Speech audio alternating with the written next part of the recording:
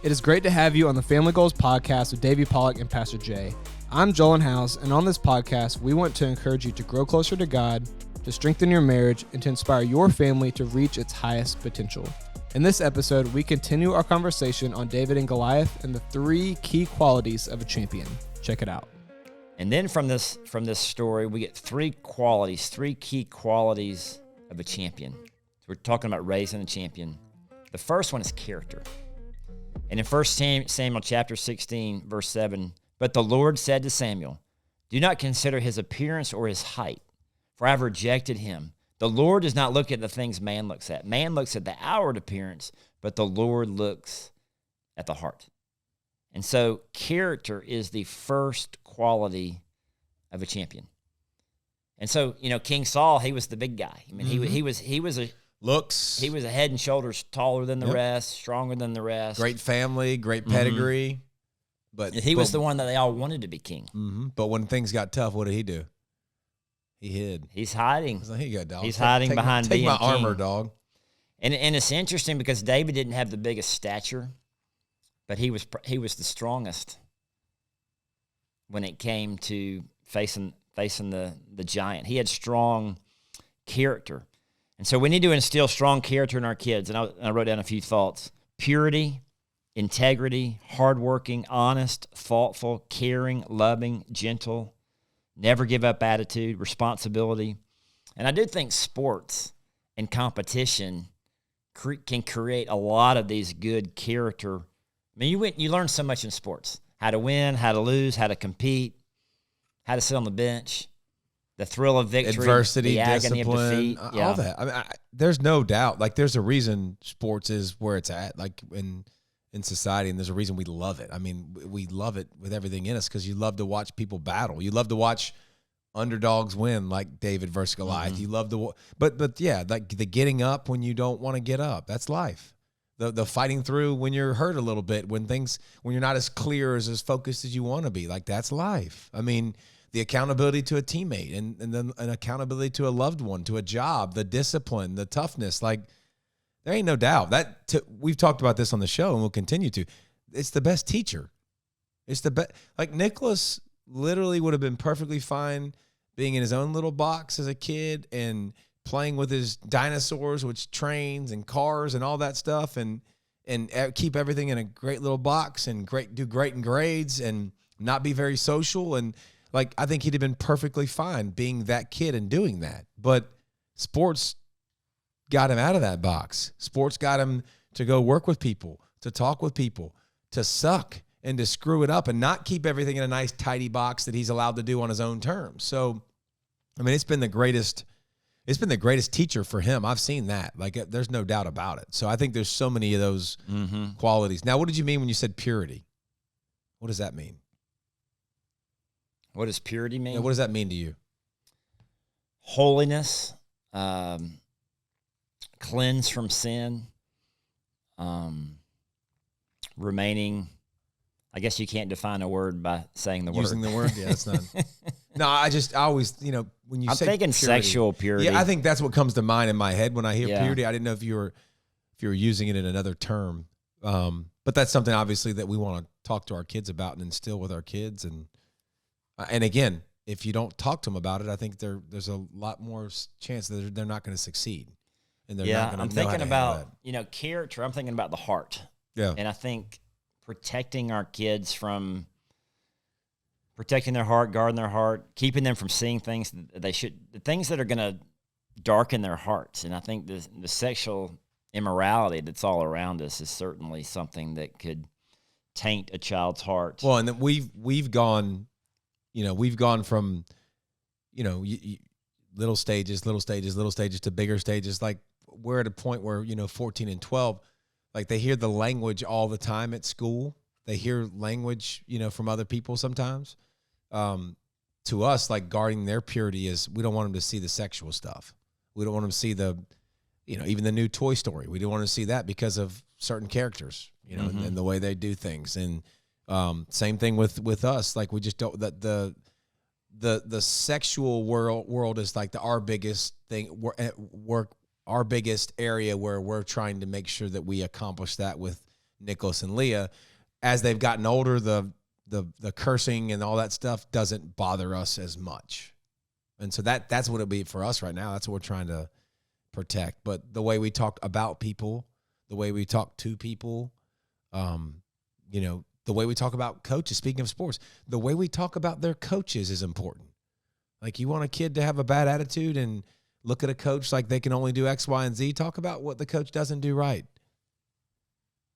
It's the easiest way to ruin a situation. Like, you wonder why your kids don't respect coaches, because you've already told them at home that the coach is wrong. They should be doing X, Y, and Z, and it's easy to be a coach on a couch. That's really easy. It's easy to be a coach in the stands.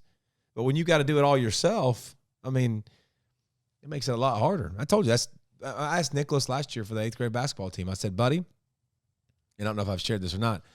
I said, dude, I'm not going to say a word to you in basketball this year unless you ask me a question. I said, I'm not going to coach you from the stands. I'm not going to, when you play, you won't hear my voice. Like, I'm literally going to say nothing unless you have a question or you want to come to me. If you want to talk about hoops, you want to talk about basketball, I'm in. And how's that going? Well, that was last year. Oh, that was last year? Yeah, that was when he was on the 8th grade team as a 7th grader. It was awesome. It was really fun for me to So you were able not to say anything? Didn't say a word, and then 3 weeks into the season, he comes to me and he says, hey, do you think I'm better than so-and-so? And I said, he's an 8th grader. You're a 7th grader. If I'm the coach, I'm going to play the kid that's going to be that's an 8th grader unless you make it undeniable and you make it super clear. But I could have said yes, because I mean, honestly, the honest answer would have been yes. Like, I think you're better than him. But that doesn't help Nicholas. Like, I don't think that helps. That now he's going, okay, well, I'm better than him, so coach should be playing me, and it creates a negative atmosphere or a negative thing. But it just shows you, and more important than that, it just showed me that we went the whole season, and he asked me one question. That's it. That was the only question he asked me. So I don't need to interject myself. He doesn't need my opinion. He doesn't need my thoughts. Now, my daughter she's different. I mean, she asked me that. She was standing next to friends at the 8th grade game. She was standing next to her 7th grade friends, and she goes, I wasn't very good tonight. And her friend's like, yes, you were. You were good. What are you talking about? And she's right next to me, and I'm making a conscious effort to shut up and not say a word, because I have to do that a lot to myself, by the way. I have to. Really? Oh, I have to. Yeah, I know you're surprised. That's a shocker. But I'm literally like, especially with Leah, I'm learning about, like, with my wife, she doesn't want my opinion all the time. So just listen. She just wants me to listen and be there. So I'm learning to do a better job with her. So I was just sitting there listening, and then she goes, Daddy will shoot me straight. That's what she said. She turned right in front of her friend. She was like, how do you think I played? I was like, oh boy. And I try my hardest not to answer that question with her, because it doesn't end well for us. Like, it doesn't end well for me and her. But literally, I was like, I said, you didn't play your best. And she was like, C. And then she, told her friends C. But I think it's hard. But I don't think they want as much feedback from us as we would think they do. Yeah. And as we tend to give, because you sit by people in the stands and you're just like, oh my gosh, like, there's a lot of coaches. Oh my gosh. Coaches. And I feel really bad for the kids that when they mess up, they look right to their parents. I feel bad for that. Or when their parents coach them and their coach is talking to them and there's two different voices, and it's like, I don't think it's the end of the world. I don't think it's like, this horrible thing. I feel bad for those kids because they're almost confused. And it's like, where am I supposed to find my direction from? Like, it's over there on the bench. It would be great if every parent in the stands could just keep their mouth shut, because most of those people don't even know what they're talking about. They think they do. I mean, I'm the same way. When I talk, I think I know what I'm talking about all the time, and a lot of times I don't. So, I mean, I can relate. But the coaches are the ones that need to do it. Like, it's very freeing. It's very fun. Anyways, where were we at? Yeah, so we're talking about character and protecting a child's heart. And I think it's so important to shape our child's heart. In Acts chapter 13, God says that David was a man after God's own heart, and he will do everything I want him to do. And I think having a child that has a good heart, I think the reason that David had success, the reason that he killed Goliath, the reason that he became king, I mean, he's the greatest king ever in the history of Israel, is God knew he could trust him. God knew that he could trust David. He knew that David would do what God asked him to do because he has character. And I think building our child's character, and I love what it says, 2 Chronicles 16:9 says, "For the eyes of the Lord move to and fro throughout the earth, that he may strongly support those whose hearts are completely his." God is supporting those people whose hearts are his. We want God to strongly support our kids. We want our kids' hearts to be God's because we want God to strongly support them. I think there's a couple things that are really important, but one that is really important about this, I think there's going to be a lot of people that are listening to this and they're going, man after God's own heart, but what about Bathsheba? What about where David slipped up and then sent Bathsheba's husband to the front of the line to basically get murdered? I think the difference to me is when David made mistakes, like when Nathan that would come to him. Yeah, the prophet Nathan. Yeah, the prophet Nathan would come to him, and David did what? He repented. He repented and took it to God and owned it. Yeah. Like Samuel had a tendency to kind of like, okay, don't tell. Don't tell everybody. Like he had a tendency to kind of hide.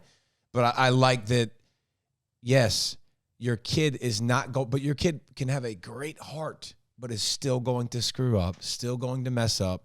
But now where do we point them when they do mess up? Like, how do we restore that relationship? I think that's what our job is, to teach them if they want to accomplish that and they want to be really good at that. Like, okay, you messed up. Like, let's restore the relationship. Let's ask for forgiveness and realize that's going to be a part of the deal. But I think that's an important part of what David did, because David wasn't perfect just like any of us. None of us are perfect. But he took it to God. He repented.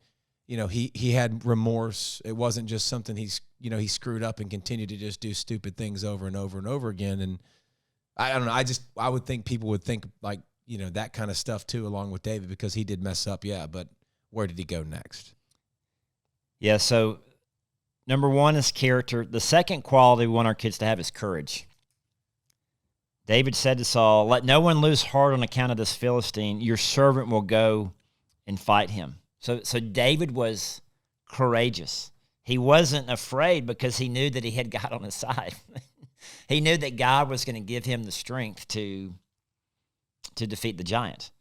And so how do we instill courage in our kids? Take away fear of failure.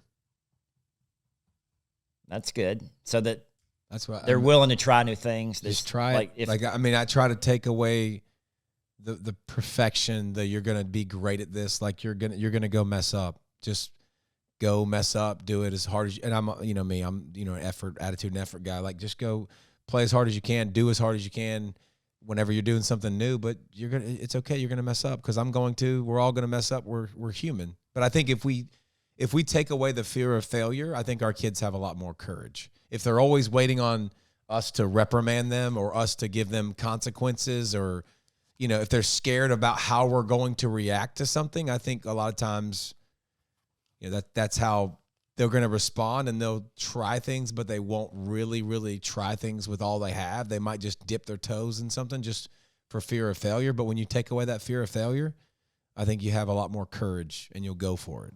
And you'll try more things. Yeah.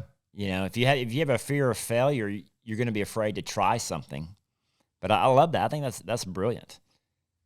Do your kids try a lot of new things? Like, do you have them try?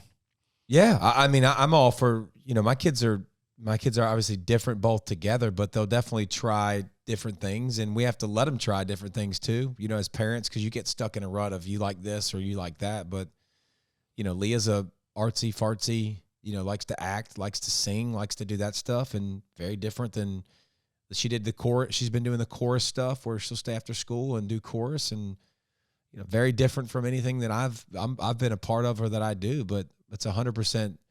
They got to try those new things, try new friendships, try all kinds of new things. But again, if we take that away from them, I think they're more inclined to want to do that, to want to try and want to reach out, as opposed to, striking them as soon as we can.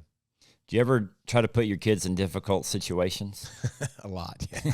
I thoroughly enjoy that. I was talking to Nicholas last night. We get in the hot tub sometimes at night, turn it up, and just get in there because they're sore. I'll be sore, but I get in there a good bit, especially when it gets cold. And we were just talking. I was like, hey, bud, you do realize, like, there's nothing you're going to do ever that's going to, like, you might disappoint me, but I got your back. And I told him, I was like, I like embarrassing you, but like, if there's something I do that you don't like, just tell me. Is there anything I do? I don't like when you do. He said something to me. He's like, I don't like when you do that, but I really do, because then it makes me want to work harder.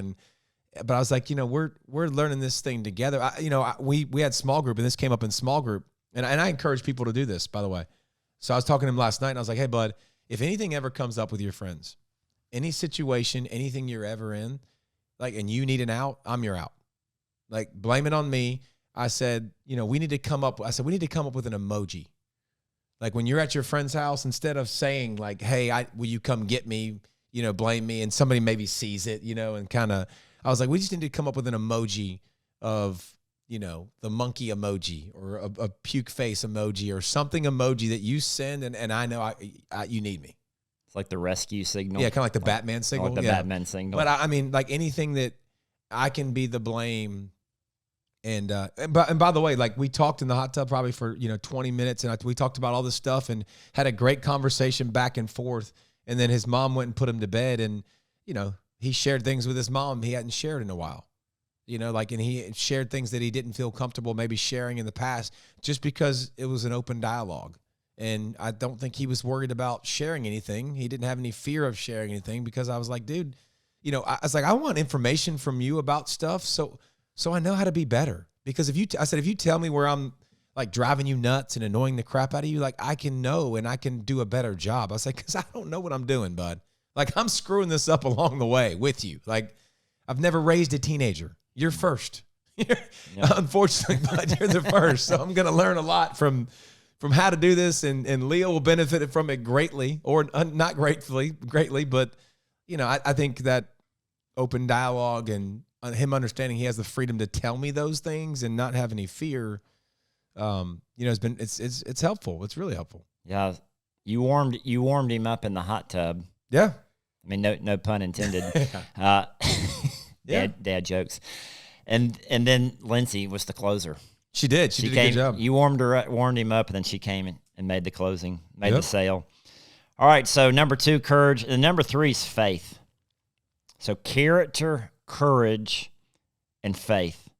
David said to the Philistine, you come against me with sword, spear, and javelin, but I come against you in the name of the Lord Almighty, the God of the armies of Israel, whom you have defied.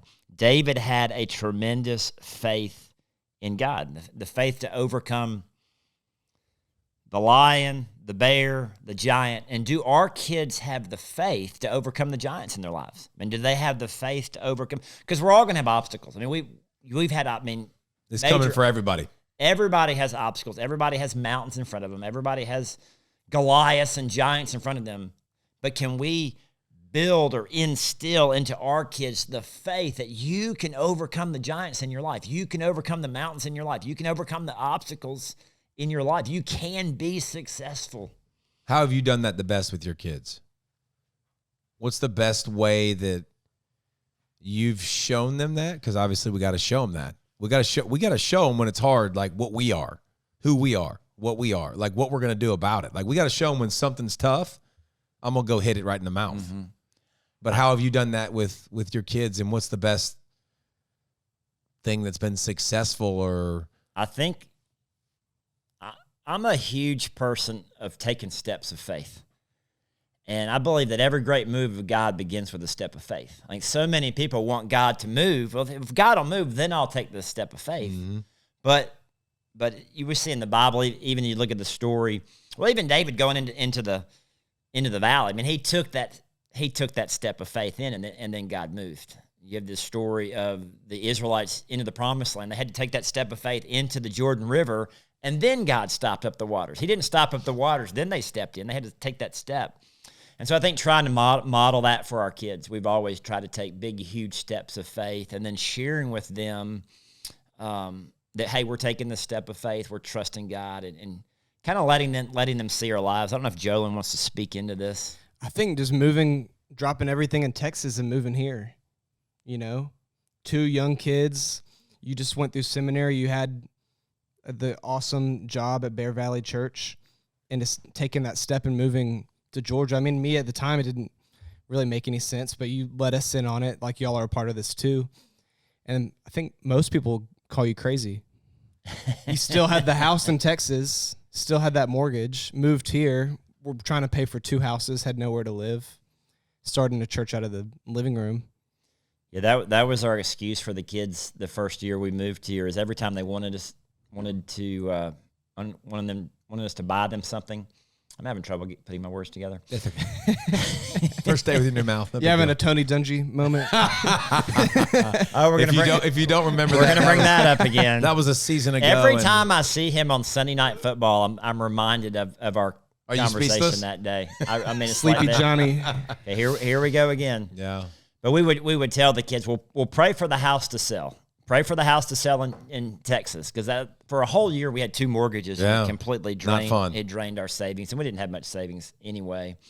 But I think being vulnerable with the kids and praying with the kids and letting them know, hey, here's a struggle we're facing, here's a challenge, and here's a challenge that we are facing, and let's pray together. Let's believe in faith together. And I didn't do a great job of journaling. I really wish I would have journaled better over the years, because we have taken a lot of big steps of faith. Yeah. And just modeling that for the kids. But I think unless we show our kids our struggles, and unless we show our kids like things that are hard, I don't think they think our life is hard. And I don't know if that makes sense or not. I think they look at us sometimes as superheroes. Yeah. They've got it figured out. Everything's easy. They do what they do. And I think them knowing, like, listen, bro, I get up and I got some struggles too. Like, I get up, it's hard for me to do this sometimes. I mean, I don't want to work out all the time. But I'm gonna continue to make it a priority. I don't want to read my Bible all the time. I'm just like you. I don't want to do my Bible app all the time. Like, I don't want to read that all the time. But I think we really got to do a good job of, and I could do a better job of this too, is just showing them that you have vulnerabilities, that you have places in your life that you're just like, all right, you know what? I don't know why this is like this, but I got faith. I don't have fear. I have faith over fear. I'm not going to fear it. I can't control it. I don't know what it's going to do. I don't know what it's going to be, but I ain't scared, and I think we got to make sure we do that with our kids, because I think sometimes they think we're beyond that. Like, we've already, we don't do that anymore. We don't struggle anymore. Those aren't things that come into our lives. We're past that stage of our life, and we're not. Yeah, I think being vulnerable, being real, being authentic, not trying to hide things from your kids, like letting them in on, hey, here's something I'm struggling with. Here's something we're struggling with, or hey, here's a big step of faith that we're taking. And so, for us, money has always been a huge step of faith. And so we're always trying to be generous. Like, even like with our church, we have the annual Christmas offering. Like, we try to give a huge gift at the end of the year. We try to give not that it's a competition, but it's like, but just sharing with our kids, hey, this is what we're doing. This is what God, we're taking a huge step of faith here. So I think having those kind of conversations with the kids. I think when our kids were afraid, we would always lead them to prayer. Like, well, if you're afraid, you're scared, let's pray about this. What's a Bible verse that we can claim? How can we trust God with this situation? So I think faith in God builds confidence. When you look at David, he had all the confidence in the world to go against Goliath. And so the more faith we have, the more confidence we have. And I think instilling faith into our kids that hey, you have faith as small as a mustard seed, you can move mountains. And so we're modeling an example, and I hope my kids take greater steps of faith than I was able to take. So, well, and sharing those vulnerabilities will help them, I think. and them understanding that. Because I tell my kids all the time, like, I was a butt. I was a turd to people. Like, I treated people bad. And that's something that's really important to me, that you don't do that you stick up for people that can't stick up for themselves, that you're nice, that you give kindness away, and reaffirm that. Like, how much does it cost? It's free. Give it away every day. You got an unlimited supply of kindness, give it away. But I think sharing those vulnerabilities, sharing those places where we weren't up to snuff and we could have done better, and then telling them, like, you're already better than me. Like, you're already better than I was. I tell my kids that a lot about the way they act. Like, you already treat people with so much more respect than I ever did. I think if we want our kids to have faith, we have to have faith. If we have no faith, it's going to be hard to pass it down to them. And we talk about this all the time, more is caught than taught. So I think modeling it and being an example, but kind of letting them in on the family. Yep. Hey, here's what we're trusting God for. So the three qualities to instill into a child is character, courage, and faith. Thank you for listening to this week's Family Goals podcast with David Pollack and Pastor Jay. The main verse that fires me up in the David and Goliath story is this: 1 Samuel 17:45-47. David replied to the Philistine, "You come to me with sword, spear, and javelin, but I come to you in the name of the Lord of heaven's armies, the God of the armies of Israel, whom you have defied. Today the Lord will conquer you, and I will kill you and cut off your head. And then I will give the dead bodies of your men to the birds and wild animals. And the whole world will know that there is a God in Israel. And everyone assembled here will know that God rescues his people, but not with his sword and spear. This is the Lord's battle, and he will give you to us." Good night. Like, who is this Philistine who's talking down on my God? Let's have the faith that David had. God is on our side, and we can overcome any giant with God on our side. If God is for us, who can be against us? Thank you again for listening to the Family Goals podcast, and we'll catch you next week.